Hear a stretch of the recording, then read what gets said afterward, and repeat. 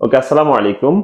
আমরা এখন একটি সরলীকরণ প্রমাণ করব, অর্থাৎ A or B C equal দেখব A or B and A or C কিভাবে হয়। চলো আমরা ডান পক্ষকে একটু প্রমাণ করি। ডান পক্ষ অর্থাৎ A or B and A or C equal কিভাবে এ অর বি সি হয় আমরা সেটা করব। A or B and A or C, A or C. এখন দুইটাকে আমরা একটা এন্ড অপারেশন চালাই।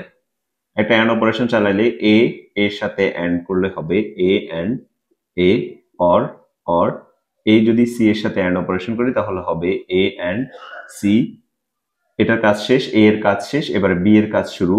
অর বি যদি এ এর সাথে অপারেশন করি এ এন্ড বি, বি যদি সি এর সাথে করি তাহলে হবে বি এন্ড সি।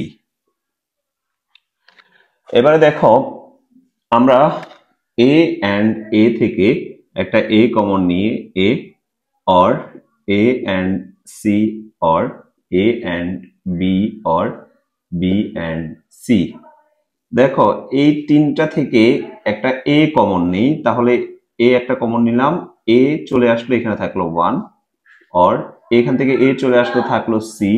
এখান থেকে এ চলে আসলো, থাকলো বি। এখানে থাকে বি এন্ড সি। এবারে দেখো এ এন্ড অর এর ক্ষেত্রে যে কোনো একটা মান যদি 1 হয় তাহলে তার মান 1। Or B C. এবারে দেখো এ এন্ড 1 সমান এ অর বি সি। প্রমাণিত।